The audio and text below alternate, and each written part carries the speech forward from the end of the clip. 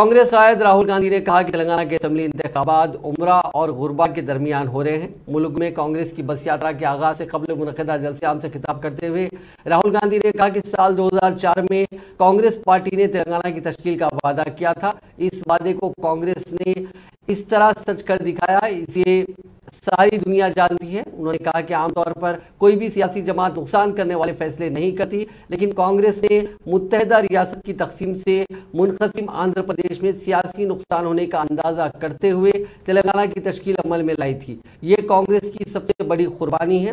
उन्होंने कहा कि रियासत के चीफ मिनिस्टर चंद्रशेखर राव ने अवाम से कई वादे किए थे जिन्हें पूरा नहीं किया गया। इस जलसे आम से कांग्रेस कायद प्रियंका गांधी ने भी खिताब किया।